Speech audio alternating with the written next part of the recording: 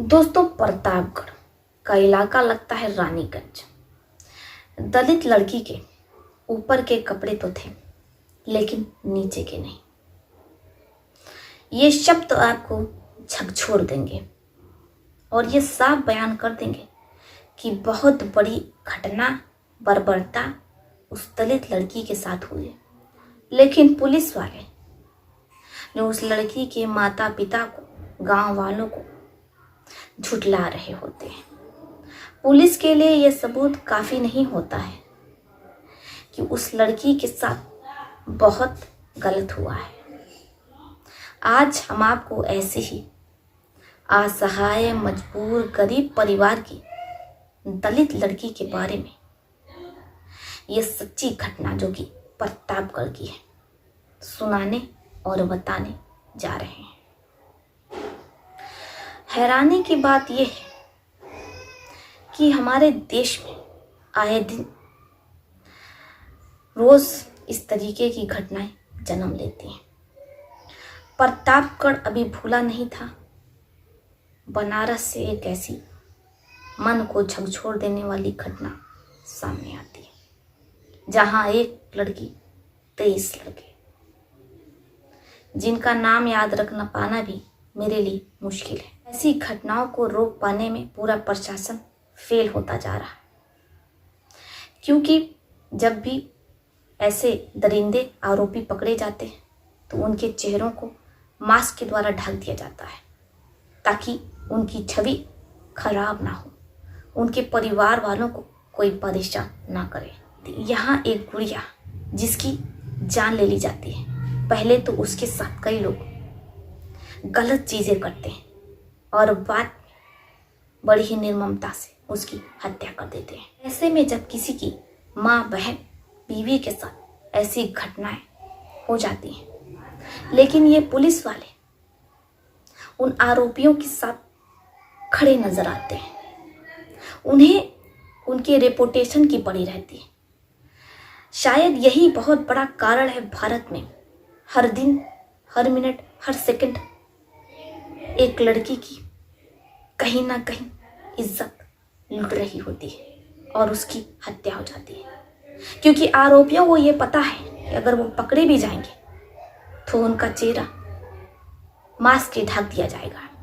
ना तो उनको खरोच आएगी और ना ही उनके परिवार के किसी सदस्य को आएगी।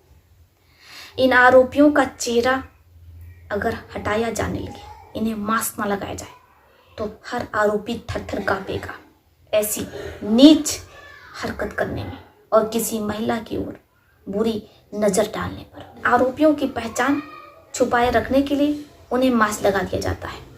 जब आरोपियों के अंदर कोई खौफ ही नहीं है, डर ही नहीं है मन में। बनारस के जो आरोपी, आप लोगों ने वीडियो देखा होगा कि उसमें एक सफेद कुर्ता पहने हुए है, वो अपने मुंह को छुपा रहा है, मास्क लगाए हुए है, लेकिन अपनी आंखों को छुपा रहा है।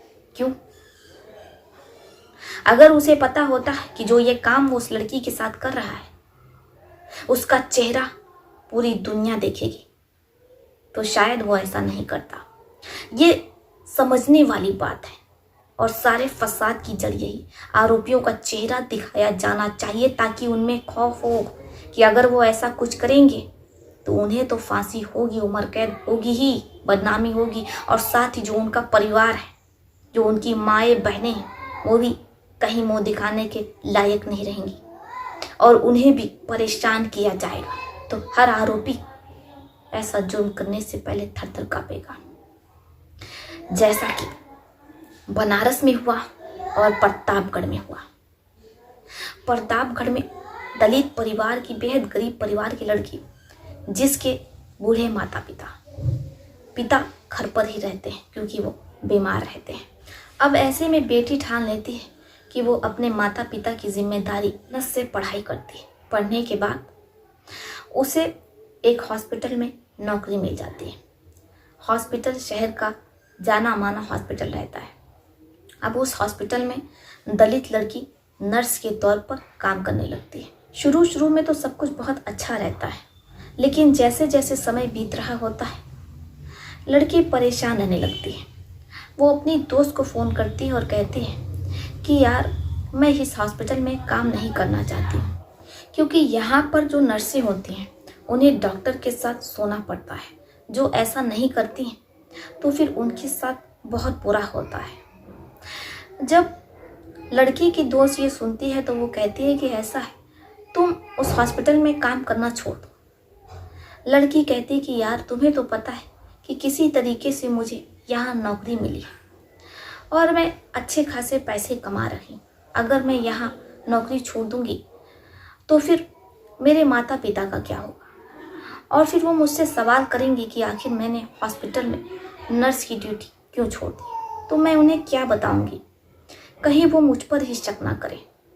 इसलिए मैं मजबूर हूँ। मैंने उन लोगों को मना कर दिया है कि मैं ऐसा कुछ भी नहीं करूँगी, क्योंकि मैं उस टाइप की लड़की नहीं हूँ। मैं भले ही गरीब हूँ तो क्या, मैं भले ही गरीब हूँ तो क्या, इज्जतदार हूँ। इसलिए आप लोग मुझसे ऐसी कोई उम्मीद ना करें, क्योंकि मैं ऐसा कुछ भी नहीं करने वाली हूँ। मुझे कोई प्रमोशन नहीं चाहिए। मैं अपनी मेहनत से जितने पैसे कमा रही हूँ मेरे लिए उतना ही काफ़ी है। दोस्त के समझाने के बावजूद भी लड़की उसी हॉस्पिटल में काम करती है। लेकिन एक दिन लड़की की माँ के मोबाइल पर फ़ोन आता है। जैसे ही उसकी माँ फ़ोन उठाती है तो पैरों तले ज़मीन खिसक जाती है। डॉक्टर लड़की की माँ से कहते हैं, तुम्हारी बेटी मर गई है, उसे आकर देख लो। जैसे ही माँ ये सुनती है तो उसे विश्वास नहीं होता है, वो बोल नहीं पाती है। पति किसी तरीके से अपनी पत्नी को लेकर के गांव वालों के साथ हॉस्पिटल पहुंचता है। जैसे ही वो लोग हॉस्पिटल पहुंचते हैं तो देखते हैं उनकी बेटी को एम्बुलेंस ले जाया जा रहा है। वो लोग दौड़ते हुए एम्बुलेंस के पास जाते हैं और एम्बुलेंस को रोक लेते हैं। माँ अपनी बेटी से लिपट करके बिलक बिलक करके रोने लगती है, क्योंकि उसकी बेटी जो उन लोगों के लिए कमा रही थी, उनका ध्यान रख रही थी, आज उनकी बेटी इस दुनिया में नहीं। इधर पुलिस वाले जो माता पिता को, गांव वालों को वहां से खदेड़ने लगते हैं। लेकिन गांव वाले और माता पिता ये समझ चुके होते हैं, जान चुके होते हैं शव को देख करके कि उनकी बेटी के साथ हॉस्पिटल में गलत किया गया है। गांव वाले माता पिता हॉस्पिटल के डॉक्टर्स पर आरोप लगा रहे होते हैं, लेकिन पुलिस वाले जिनके कानों पर जूं तक नहीं रेंगती है, वो परिवार की, गांव वालों की एक नहीं सुनते हैं। वो शव को पोस्टमार्टम के लिए भेज रहे होते हैं, लेकिन गांव वाले एम्बुलेंस रोक लेते हैं और कहते हैं पोस्टमार्टम तभी होगा जब वीडियोग्राफी होगी और आरोपियों को तुरंत पकड़ा जाएगा। पुलिस वाले वीडियोग्राफी के लिए तो मान जाते हैं, लेकिन आरोपी अभी भी आज़ाद घूम रहे होते हैं। पुलिस वाले आनाकानी करते और कहते हैं कि तुम्हारी लड़की के साथ ऐसा कुछ भी नहीं हुआ है।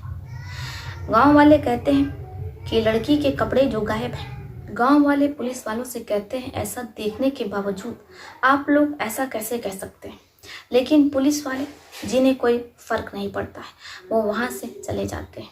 इधर गांव वाले थाने पर धरना प्रदर्शन कर रहे होते हैं। पुलिस वाले उन पर लाठी चार्ज कर देते हैं। गांव वाले भी गुस्सा जाते हैं। अब वो थाने पर पथराव करने लगते हैं। दोनों में तनातनी हो रही होती है, क्योंकि मामला एक गुड़िया का रहता है।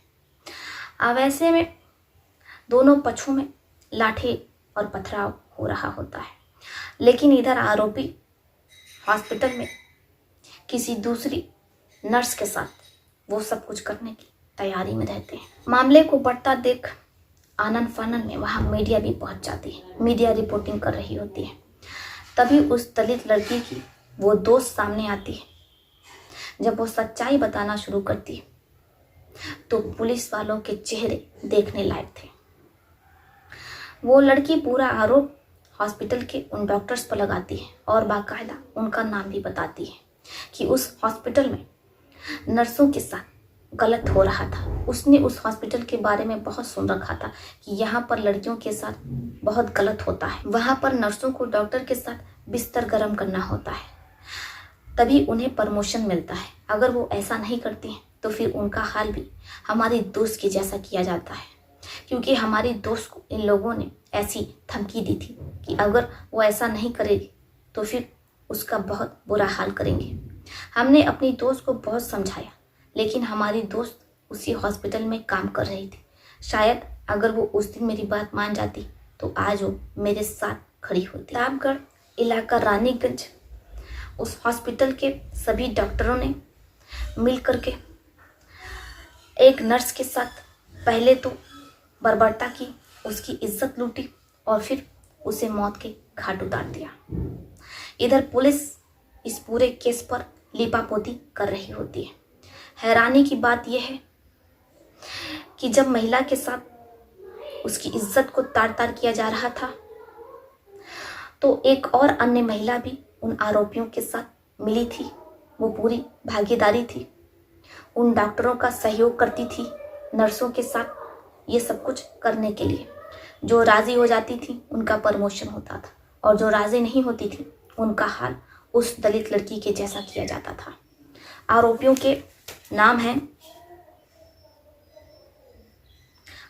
के नाम कुछ इस प्रकार हैं: डॉक्टर अमित पांडे, सुनील कुमार, सहवाज, महिला मनोरमा देवी। ये सभी आरोपी हैं, जिनमें एक महिला भी सम्मिलित है। अब देखना ये होगा कि उस दलित गुड़िया को न्याय मिल पाता है या नहीं।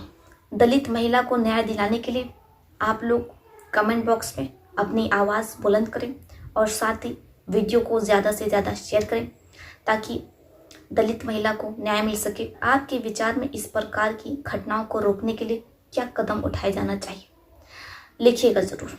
तो चलिए फिर चलती हूँ, मिलती हूँ आपसे किसी और कहानी। तब तक के लिए आप अपने परिवार का ध्यान रखिए। आदाब, सत श्री अकाल, नमस्कार।